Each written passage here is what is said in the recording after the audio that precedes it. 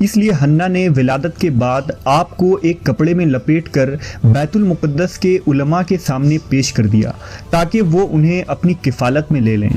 جب حضرت مریم بیت المقدس میں لائی گئیں تو مجاوروں کے درمیان اختلاف پیدا ہو گیا۔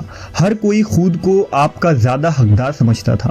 پھر یہ فیصلہ ہوا کہ مجاورین وہ قلم جن سے وہ توریت لکھتے ہیں پانی میں چھوڑ دیں۔ جس کا قلم پانی کے بہاؤ میں بہنے کے بجائے الٹا بہے گا وہ مریم کی کفالت کا حقدار ہوگا۔ Hi everyone, welcome to Indian reaction. آداب، السلام علیکم۔ آج جس ویڈیو پر ہم ریئیکٹ کرنے والے ہیں اس ویڈیو کا ٹائٹل ہے حضرت بی بی مریم کا واقعہ۔ آج کی اس ویڈیو میں ہم جانیں گے حضرت بی بی مریم سے جڑی ہوئی بہت ساری باتیں۔ اگر آپ اس چینل پر نئے ہیں تو اس چینل کو سبسکرائب کر لیجئے گا اور اس ویڈیو کو لاسٹ تک ضرور دیکھیے گا، اور اگر آپ کو یہ ویڈیو اچھا لگے تو کمنٹ میں سبحان اللہ ضرور لکھیے گا اور اپنی رائے کمنٹ میں ضرور بتائیے گا۔ تو چلیے ویڈیو شروع کرتے ہیں۔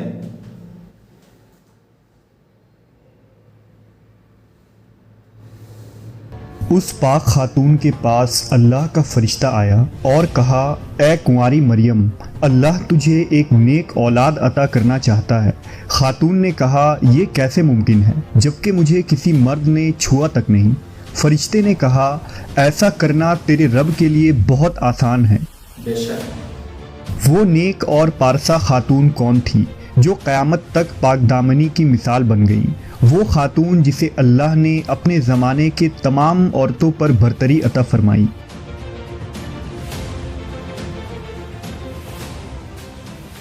حضرت بی بی مریم علیہ السلام کے والد کا نام عمران اور والدہ کا نام حنا تھا۔ حضرت عمران حضرت سلیمان علیہ السلام کی اولاد میں سے تھے اور ان کی اہلیہ حنا داؤد علیہ السلام کی اولادوں میں سے تھیں۔ حضرت عمران بنی اسرائیل میں بڑے عابد، زاہد اور عالم تھے، اس لیے مسجد اقصی کی امامت لوگوں نے آپ کے سپرد کی ہوئی تھی۔ حضرت حنا کے ہاں اولاد نہ تھی۔ ایک روز آپ نے ایک درخت کے سائے میں ایک چڑیا دیکھی جو اپنے بچے سے پیار کر رہی تھی اور اسے دانہ کھلا رہی تھی۔ یہ منظر دیکھ کر آپ کا دل بھر آیا اور آپ نے بارگاہ الہی میں اولاد کے لیے دعا کی، لہٰذا اللہ نے آپ کی دعا قبول فرمائی۔ حضرت مریم کی پیدائش سے قبل آپ کی والدہ نے منت مانی کہ اپنی اولاد کو بیت المقدس کی خدمت کے لیے نذر کر دیں گی۔ بنی اسرائیل کے یہاں یہ روایت تھا کہ جو لڑکا اللہ کی نظر کر دیا جاتا تھا وہ نہ شادی کرتا تھا نہ دنیاوی مشاغل میں دلچسپی لیتا تھا، صرف عبادت گاہ میں خدمت کرتا اور خود عبادت میں مشغول رہتا تھا۔ لہٰذا حنا نے اللہ سے بیٹے کے لیے دعا کی تھی، لیکن ان کے ہاں بیٹے کے بجائے بیٹی کی پیدائش ہوئی۔ حضرت حنا نے لڑکی کا نام مریم رکھا۔ سریانی زبان میں مریم کے معنی خادم کے ہیں۔ چونکہ آپ مسجد اقصی کی خدمت کے لیے وقف کر دی گئی تھی اس لیے یہ نام موزوں سمجھا گیا۔ حضرت مریم کی ولادت سے قبل ہی آپ کے والد وفات پا گئے، اس لیے حنا نے ولادت کے بعد آپ کو ایک کپڑے میں لپیٹ کر بیت المقدس کے علماء کے سامنے پیش کر دیا تاکہ وہ انہیں اپنی کفالت میں لے لیں۔ جب حضرت مریم بیت المقدس میں لائی گئیں تو مجاوروں کے درمیان اختلاف پیدا ہو گیا۔ ہر کوئی خود کو آپ کا زیادہ حقدار سمجھتا تھا۔ پھر یہ فیصلہ ہوا کہ مجاورین وہ قلم جن سے وہ توریت لکھتے ہیں پانی میں چھوڑ دیں۔ جس کا قلم پانی کے بہاؤ میں بہنے کے بجائے الٹا بہے گا وہ مریم کی کفالت کا حقدار ہوگا۔ اس مقابلے میں حضرت زکریا علیہ السلام بھی شامل تھے۔ ان کے قلم کو اللہ نے پانی میں بہاؤ کے الٹے طرف بہا دیا اور وہ ان کی پرورش کے حقدار ہو گئے۔ اس طرح بی بی مریم کو اللہ کی منشا کے مطابق حضرت زکریا علیہ السلام کی کفالت میں دے دیا گیا۔ حضرت زکریا کی بیوی حضرت مریم کی خالہ لگتی تھی، لہٰذا ان سے بڑھ کر ان کی بہتر پرورش اور کوئی نہ کر سکتا تھا۔ حضرت مریم علیہ السلام دوسرے بچوں کی بنسبت بہت تیزی کے ساتھ بڑھتی رہیں۔ जब आप हज़रत ज़करिया अलैहिस्सलाम और अपनी खाला के घर परवरिश पाकर कुछ बड़ी हुई तो बैतुल मुक़द्दस में आपके लिए एक कमरा मखसूस कर दिया गया। यहाँ ज़करिया अलैहिस्सलाम के अलावा और कोई नहीं जा सकता था। आप दिन रात अल्लाह की इबादत में मशगूल रहती। जब हज़रत ज़करिया आपके पास आते तो हैरान होते, क्योंकि आपके पास बेमौसमी फल मौजूद होते। गर्मियों के फल सर्दियों के मौसम में और सर्दियों के फल गर्मियों के मौसम में आपके हुजरे में रखे होते। जब हज़रत ज़करिया अलैहिस्सलाम हज़रत मरियम से पूछते कि ये फल कहाँ से आते हैं, इन्हें कौन दे जाता है, तो हज़रत मरियम फरमाती, अल्लाह के पास से।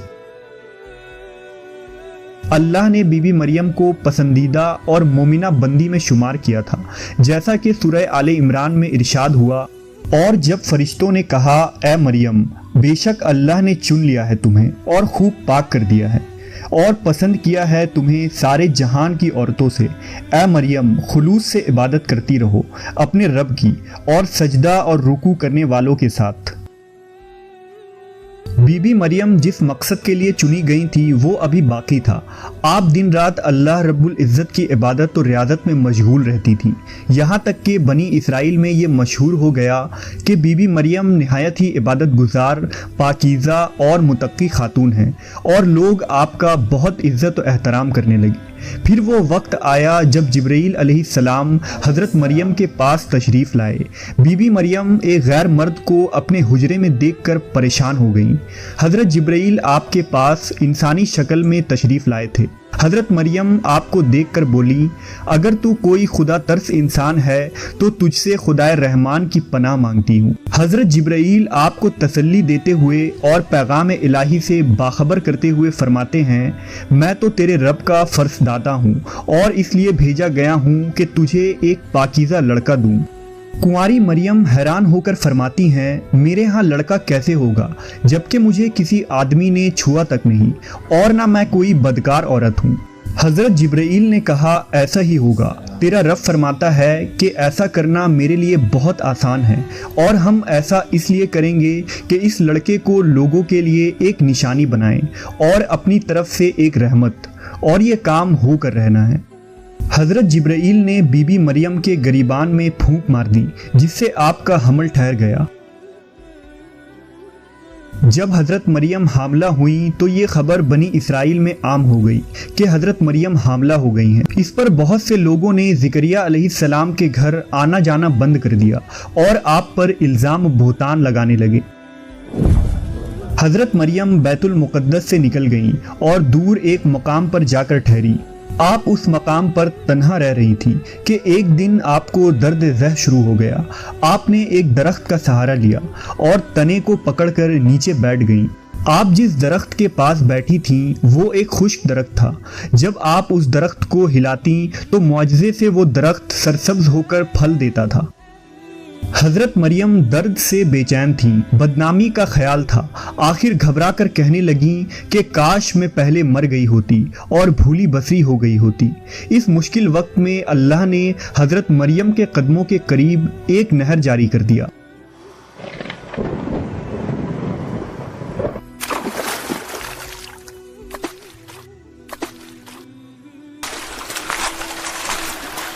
और निदा आई कि पानी पियो और खजूर खाओ ताकि जिस्म को तक़वियत पहुँचे, फिर अपनी औलाद को देखकर आँखों को ठंडक पहुँचाओ।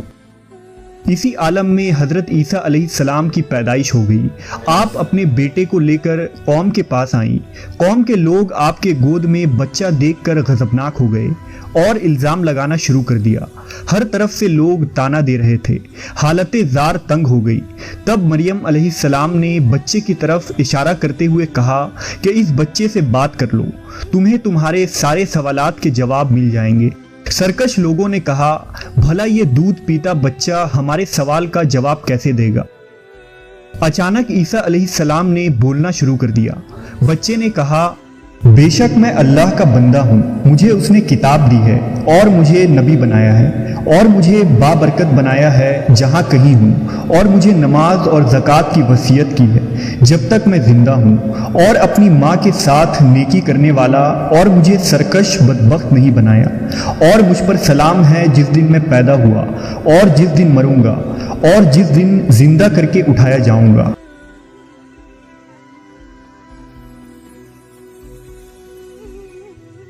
اس کے بعد حضرت مریم حضرت عیسیٰ علیہ السلام کو لے کر مصر چلی گئیں۔ جب حضرت عیسیٰ علیہ السلام کی عمر مبارک 13 سال ہوئی تو بیت المقدس واپس آ گئیں۔ روایتوں میں حضرت مریم علیہ السلام کی تاریخ وفات 35 عیسوی اور آپ کی عمر 51 سال لکھا گیا ہے۔ اسلام کے علاوہ کیتھولک اور آرتھوڈاکس عیسائی بھی حضرت مریم علیہ السلام کو نہایت ہی عقیدت و احترام کی نگاہ سے دیکھتے ہیں، اور آپ وہ واحد خاتون ہیں جن کا نام قرآن مجید میں درج ہے اور بائبل کے پرانے عہد نامے میں بھی موجود ہے۔ حضرت عائشہ سے روایت ہے کہ نبی صلی اللہ علیہ وسلم نے فرمایا، اللہ نے مجھے خبر دی ہے کہ جنت میں میرا نکاح مریم بنت عمران، موسیٰ کی بہن کلثوم اور فرعون کی عورت آسیہ سے ہوگا۔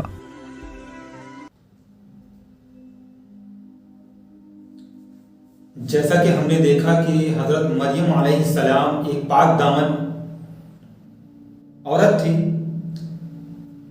لیکن اللہ سبحانہ و تعالیٰ نے اپنی قدرت کو دکھانا تھا اس دنیا کو کہ اللہ سبحانہ و تعالیٰ جو چاہے وہ کر سکتے ہیں۔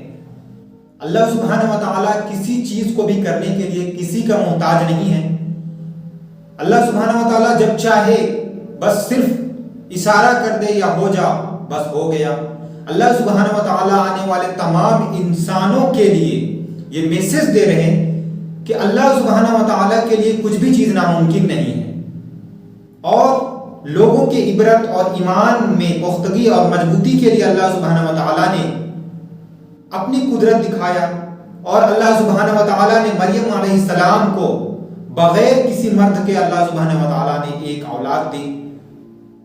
تو آپ کو یہ ویڈیو کیسا لگا ہمیں کمنٹ کر کے ضرور بتائیں، اور ایسی ویڈیو دیکھنے کے لیے اس چینل کو سبسکرائب کر لیجئے، اور اس ویڈیو کو لائک، کامنٹ اور شیئر کرنا بالکل بھی نہ بھولیں۔ تو پھر ملتے ہیں ایک نئے ویڈیو میں، تب تک کے لیے اپنا خیال رکھیے گا اور مجھے بھی دعا میں یاد رکھیے گا۔ Thanks for watching. السلام علیکم۔